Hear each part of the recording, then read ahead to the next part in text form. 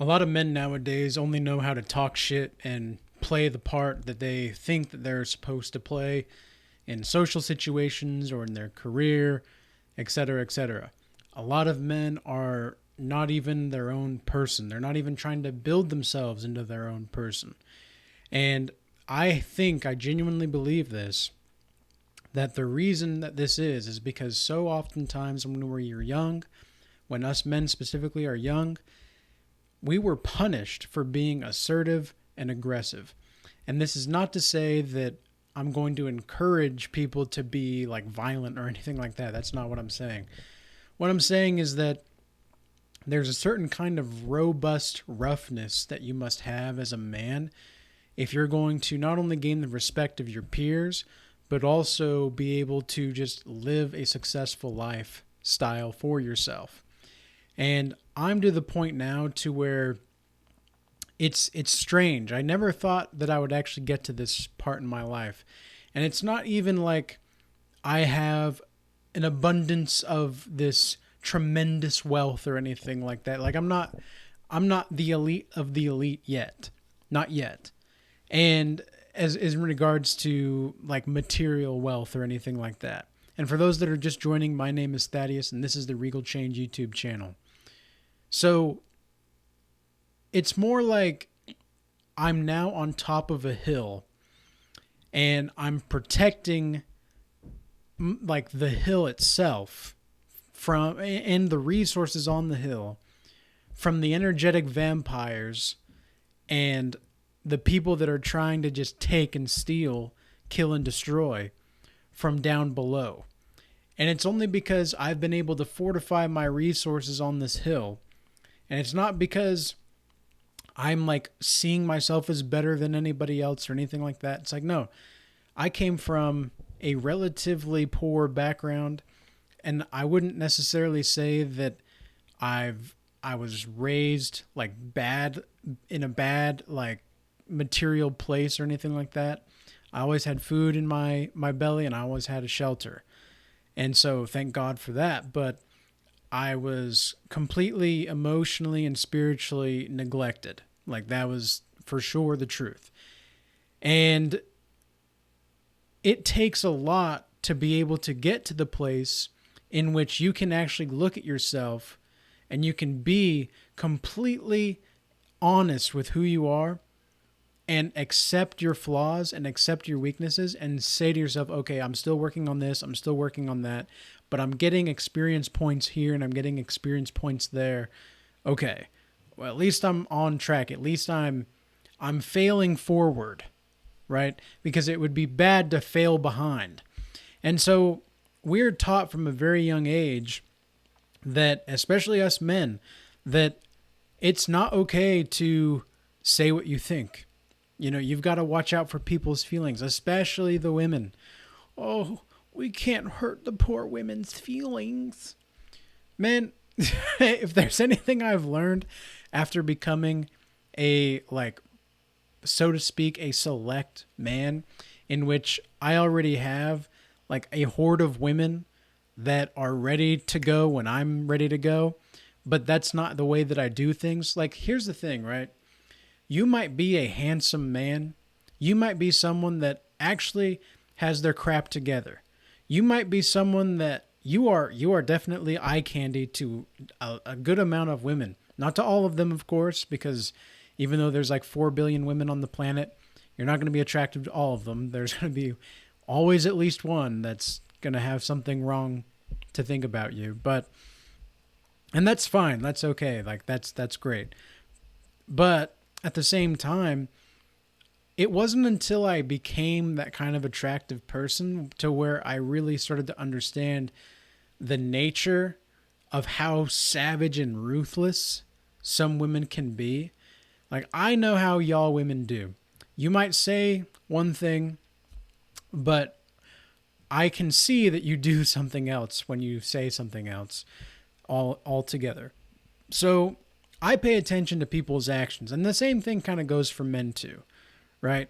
Because when you become someone that has value, when you become someone that has some kind of something to offer, okay, there are going to be a lot of people that are going to come to you thinking that they have something, they have an opportunity or a something to offer you, when in reality, what they really want is to get off of what you've built.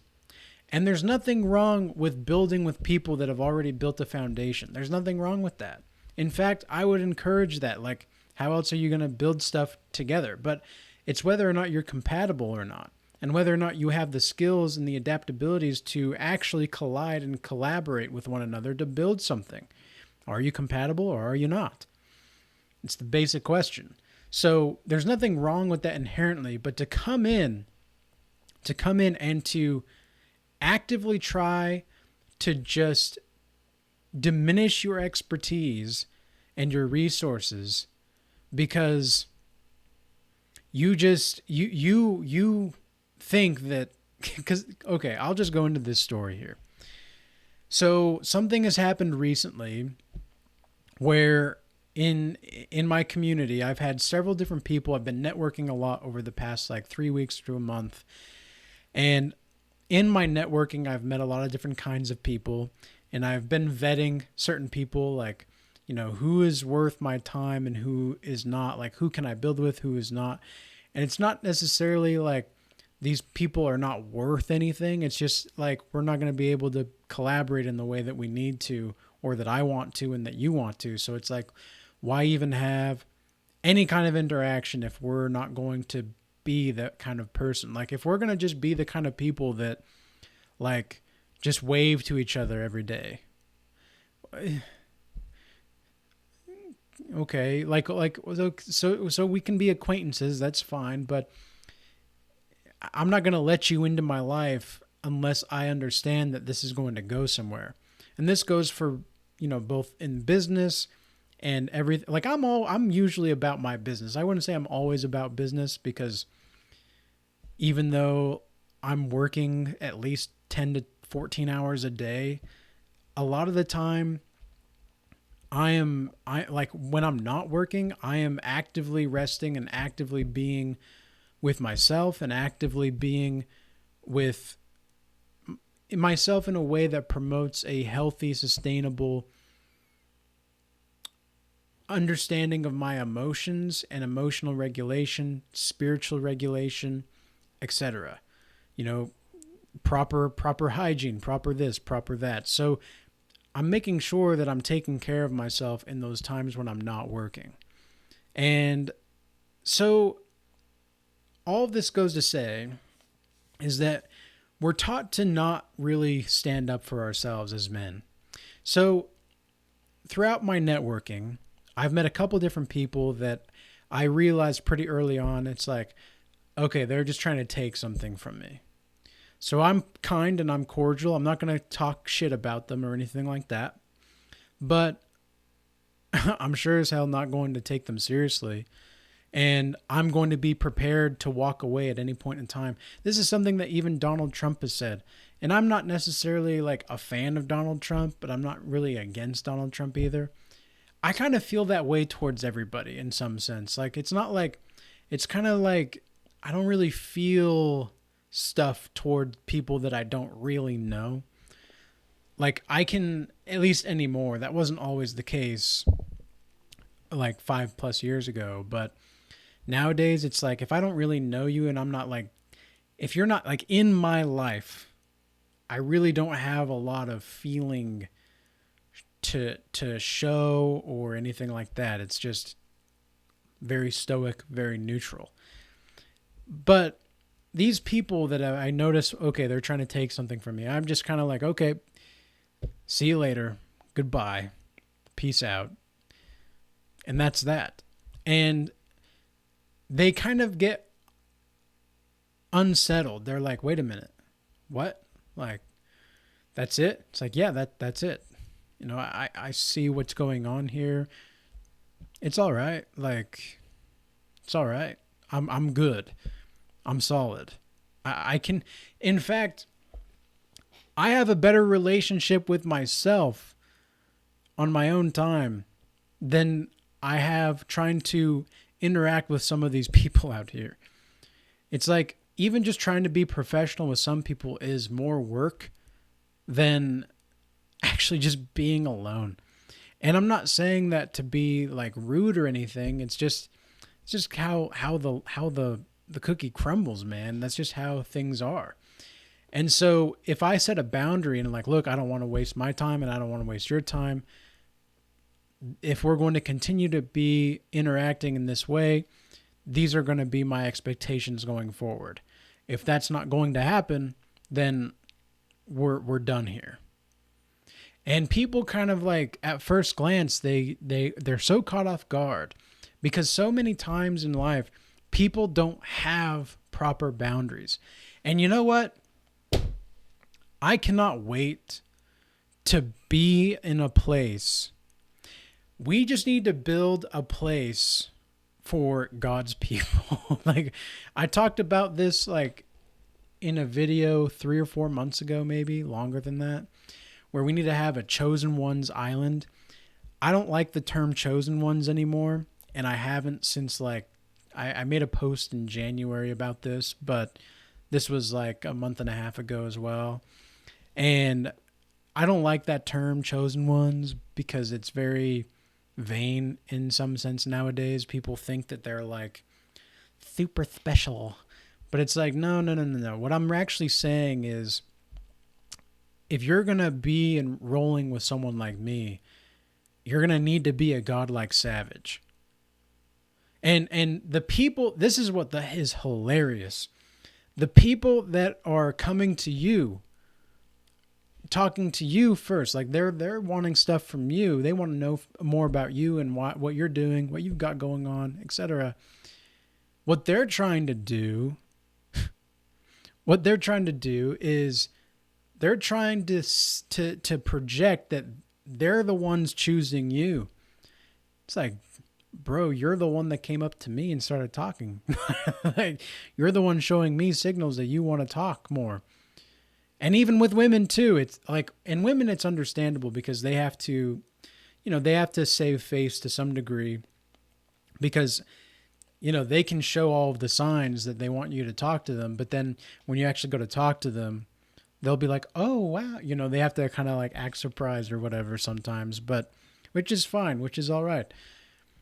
But I still know the game. Like I still know what's going on. And so it's hilarious though, when these people, these men that they are, they think that you're not someone who you really are. And I like that. I kind of like that though. It's like, yeah, you keep thinking me as someone that I'm not. You keep thinking that. Keep thinking that because when the results come and the outcomes are really showing here in 5 and 10 years, yeah, we'll see what's going on for real. Okay, we'll see what's going on. We'll see who's who in some time. Let's give each other 5 to 10 years, and we'll see where we're both at. I've got a fire in me today, man. Oh my gosh, I was just super. When I woke up this morning, I did not want to go to the gym. I did not want to do the things that I needed to do today. And I just flipped a switch because what I realized was I was really just upset with how things are going in a lot of different domains of life right now.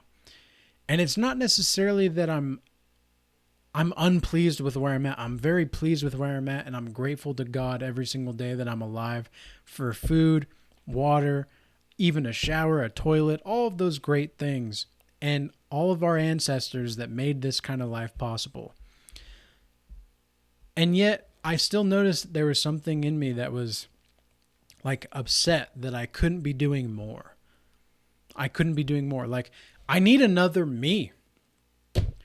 Thaddeus needs another Thaddeus. That's what really needs to happen.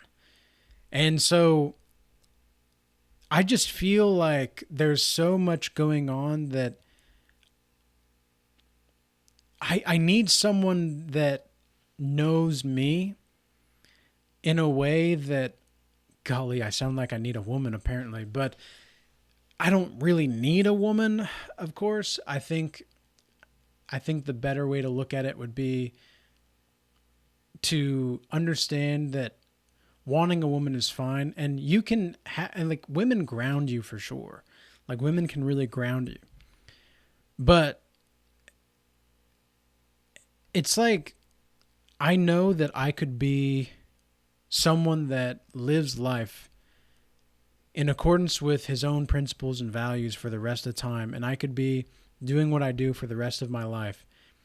But at the same time, it's like there's something really deep within us all that I think we all desire monogamy. I think deep down we all really desire monogamy. And we're taught from such a young age as men not to want things, not to want and desire, like, or to desire just to please the senses. Like, we're not taught about the spiritual side of things. And a lot of the times women are nowadays are taught to not want or need a man. And it's like, we all need somebody. Now, of course, that somebody's going to be God ultimately, but it's like, for me, a woman right now would be so nice. Like, it would be so nice. Not even because I want like intimacy or anything. It's like, it's because I would want an assistant. I need a helpmate. But I need a helpmate that would also understand me at a deeper level. And so I could have these business partners and I can be involved with businesses and such in my community and all of these people around the world. And that's fantastic. And I love doing that. But at the same time, I'm getting to the point to where I need that helpmate that understands a little bit more in depth of what's going on. And it's just very disheartening, I would say would be the word, to look out and see what's available to work with. Like, this is what we've got to work with in our society. A bunch of hyper-masculine women that are openly willing. Like, I literally had a woman the other day that was married and didn't tell me she was married until later. I talked about this in another, like, the narcissistic video. And over, like, since that conversation, she's tried to, like, casually insinuate that she's still down for me, even though she's married. And it's just bonkers, man. It's just bonkers. And this is what happens in a society in which every man is taught to be a fucking simp. Every man is taught to worship these women. There was a guy at the coffee shop today that was literally telling a woman how perfect she is. Why? Because you just are, girl. Like, and this guy, I'm pretty sure was gay. I'm pretty sure he was gay. But he was saying to this girl that was working there, "You're just perfect. You are just perfect the way you are." What a bunch of load of shit. We are telling these people, you are not perfect the way you are. You're not. Every man and woman alive is not perfect. The only person that was ever perfect was Jesus. And whether you believe Jesus or not, the archetypal story stands firm and true. This is about something way deeper than just not needing to do things or wanting this and needing that. This is so much deeper than the physicality and materialistic realm. And men are consistently taught to con themselves into a life in which they think they can cheat their way to success. And it's so disgusting. Man, I'm on fire today, man. Just had that switch this morning and I just...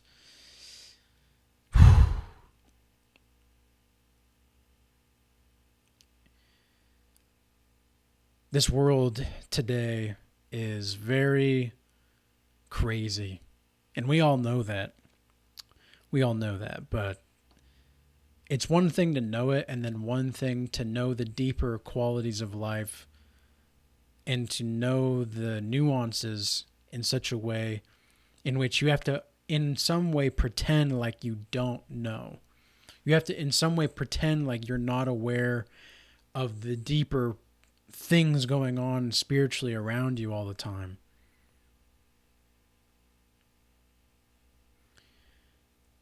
But again, if you're going to roll with me, you've got to be a godlike savage.